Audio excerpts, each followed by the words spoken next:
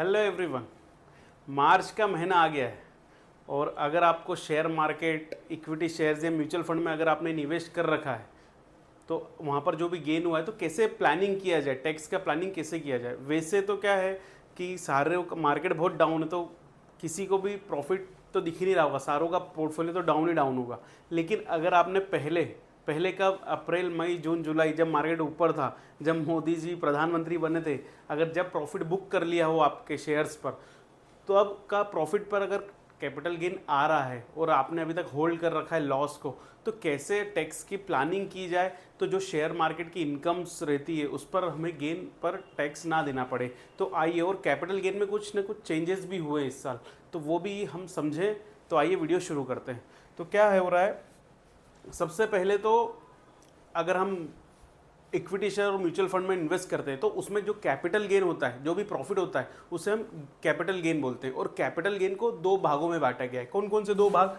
एक तो एसटीसीजी और दूसरा हो गया एलटीसीजी। अब ये एसटीसीजी क्या होता है? शॉर्ट टर्म कैपिटल गेन, और एलटीसीजी होता है लॉन्ग टर्म कैपिटल गेन। अब कब एसटीसीजी होगा, कब एलटीसीजी होगा, वो समझ लेते हैं। अगर हम 12 महीने से कम जो हमारे इक्विटी शेयर्स और म्यूचुअल फंड्स है उनको अगर हम होल्ड कर रहे हैं 12 महीने से कम, तो उसे क्या बोलेंगे? STCG, short term capital gain. और 12 महीने से अगर हम ज़्यादा होल्ड कर रहे हैं तो उसे क्या बोलेंगे? LTCG, long term capital gain. मतलब 1 साल से ज़्यादा अगर हम होल्ड कर रहे हैं तो लॉन्ग टर्म कैपिटल गेन बोला जाएगा। ठीक है।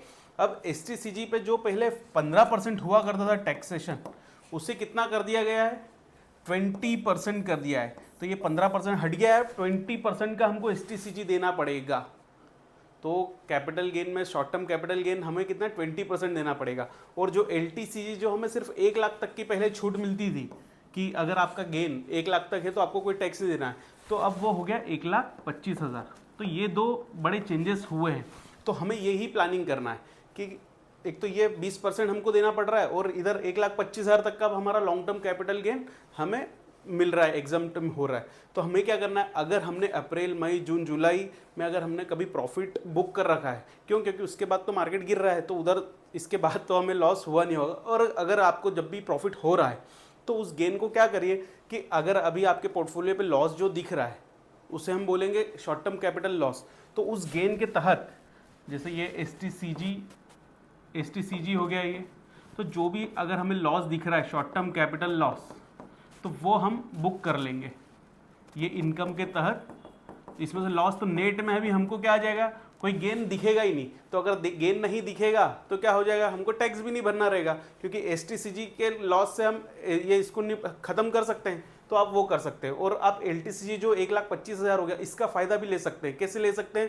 पहले 1 लाख तक था, तो अगर आप देखिए अपना कैपिटल गेन का जो शीट, अगर आप वहाँ डाउनलोड ज़ीरोधा ग्रो अगर आप देखेंगे कि कैपिटल गेन का शीट डाउनलोड करिए कि अगर आपका एलटीसीजी अगर है ऑलरेडी बहुत सालों का, तो अगर 1,25,000 की जो लिमिट अगर आपकी क्रॉस नहीं हो रही तो वो आप बुक कर लीजिए उतना प्रॉफिट, और फिर बाद में वापस से खरीद लीजिए उसे। और वैसे ही एसटीसी जो भी लॉस दिख रहा है, जो कैपिटल गेन को हम सेट ऑफ कर सकते हैं, वैसा कर लीजिए। तो ये इस प्लानिंग के तहत हम हमारा टैक्स कम कर सकते हैं। तो वीडियो आपको अच्छा लगे तो ज़्यादा से ज़्यादा लोगों को शेयर करिए और मेरे चैनल को फॉलो कर लीजिएगा। Thank you for watching.